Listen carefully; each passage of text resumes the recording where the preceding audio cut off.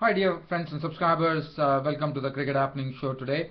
And in this show what I'm going to do is I'm going to do just a brief preview of the fourth one day international which is coming up between Australia and West Indies, which is going to be played at the Sydney Cricket Ground.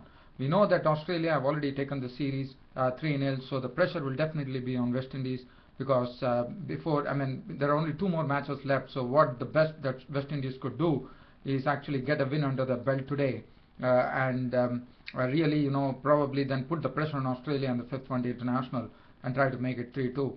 But well, Australia are looking absolutely strong. It is not something which is going to be easy.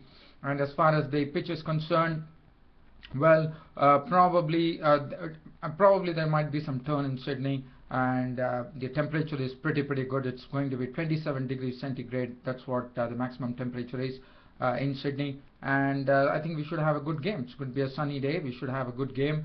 The other day we saw West Indies run Australia pretty close with their excellent fielding, especially by Kieron Pollard, and also the batting also did well, but unfortunately Chris Gayle, who has been in some poor form. So that is something pretty essential for West Indies, that Chris Gayle gets into form and hits the form pretty quickly along with Kieron Powell. But whether Gayle is fully fit to play, one does not know, or whether West Indies would like to risk him, one does not know. But there is a feeling that probably Johnson Charles might come in the place of Chris Gayle. But I would only be happy if Chris Gayle could really hit some form, and that would really spur on the West Indies. Kieron Powell, well, he has been looking a pretty consistent player in those one-day international series, and I have a feeling now that Kieron Powell is slowly making his mark as far as international cricket is concerned. He's trying to cement his place as an opener because he's showing some consistency, and that's pretty essential. So Chris Gayle and probably whether Johnson Charles opens.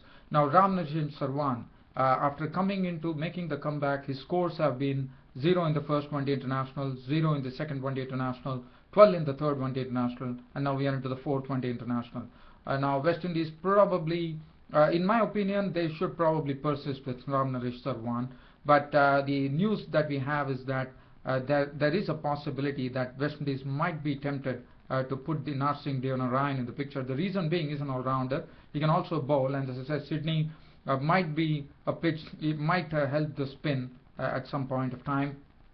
So probably they might be tempted to actually give Narcing Deonarine a chance, and whether they actually drop Ramnarine Sarwan, that remains to be seen. In my opinion, I think West Indies have already lost the series, so I have a feeling that Ramnarine Sarwan, but again, it is the spinning thing which is coming to the picture, so probably they might be tempted to drop Ramnarine Sarwan today. And then the Bravo brothers. The Bravo brothers on that day, the third one day international, in fact, they put up a pretty good show, and they had really given West Indies a fighting chance. But unfortunately for them, Chris Gayle and Kieron Pollard, who were coming lower down the order, failed, and that's what precisely West Indies lost by 34 runs. So, but Darren Bravo is pretty attractive with his stroke making, as usually he is. Dwayne Bravo, one knows what a superb talent he is, and this fielding is something that West Indies would be really proud about. See that Darren Bravo, Dwayne Bravo, Kieron Pollard, I think they are electric fielders, I would say. And then Andre Russell, and then Kieron Pollard. Now Kieron Pollard, it's pretty high time that Kieron Pollard comes up with the goods.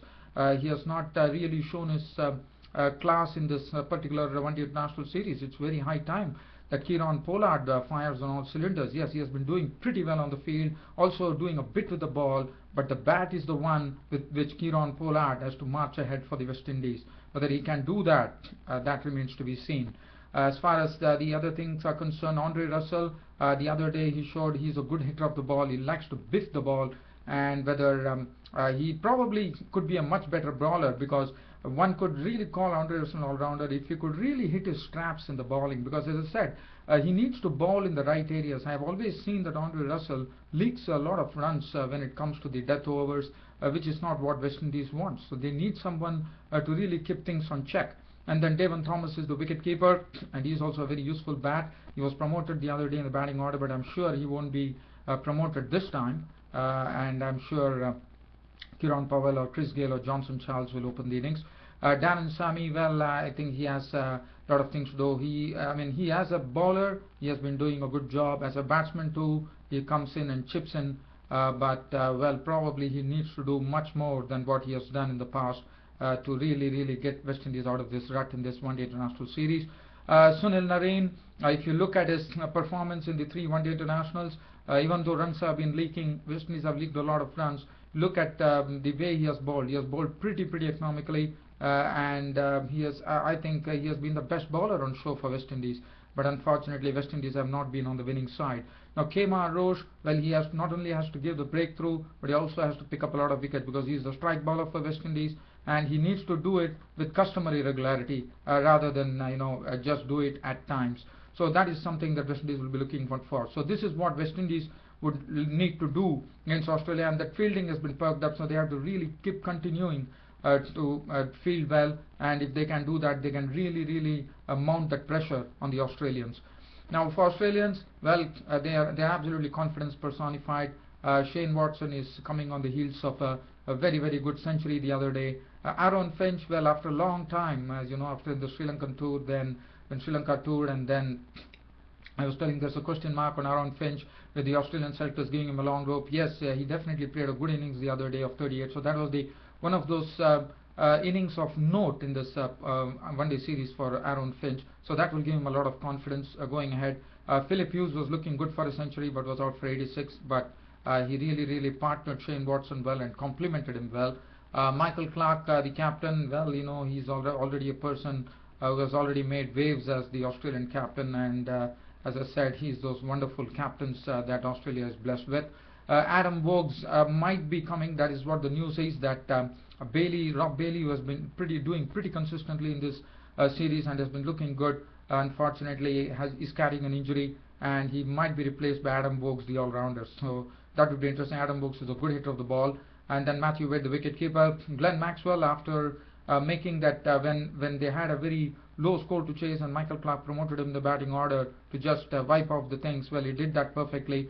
But what one sees is that Glenn Maxwell, when he comes lower down the order, has failed to fire. So that is what Australia would be wanting there, and that would be something that Australia would like to have, even though they have won the series.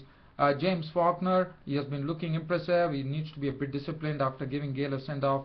But what is very important is that James Faulkner is performing both with the bat and ball. Bat, I would say, yes, it's a percentage batting from him. But as far, he has already been involved in some good partnerships. The other day he was involved with Rob Bailey, and he really is looking to be a very good all-rounder in the making. Bowling, well, he has been doing a very wonderful job for Australia after coming into the team. Mitchell Starc, the other day he couldn't get much assistance. It was from Wacker in Perth really gave him those assistance, but he was not able to extract any life out of this. So that is where the real test of the pace bowlers come, and Mitchell Starc would be once again tested on the Sydney cricket ground. Clint McKay, as you know, is one of the best one-day international bowlers around for Australia, and he's an automatic inclusion in the Australian team every time, and he was named the best one-day international cricketer of the year by Australia. So Clint McKay would like to continue. He has been doing a pretty good job. Xavier Doherty, the other day he was not there, and I'm sure Michael Clarke would be playing him today, so that that if at all there exists any turn in the Sydney cricket ground pitch, he will be able to exploit it. Well, I know that unfortunately today, due to a shortage of time, I have to end this preview, but I think it's all the pressure is on the West Indies. They are the ones who are to really come out of this rut in this one-day international series and at least get one win under their belt. And if they get a one under their belt, then when they go to the final one-day international, there will be some added pressure on Australia, even though they have won the series. And for Australia, well, the last one-day international is coming up on at the MCG on 10th of February, and after that we have only one T20 where the West Indies will end their tour. That will be played at the Gabba in Brisbane, and Australia then leave for the Indian shores to take on India.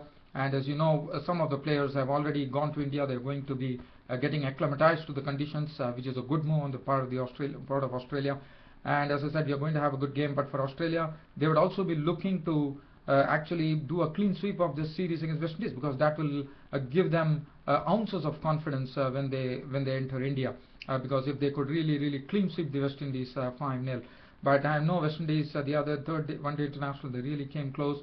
So I'm sure they are not going to leave anything to chance, and they're going to put their best foot forward.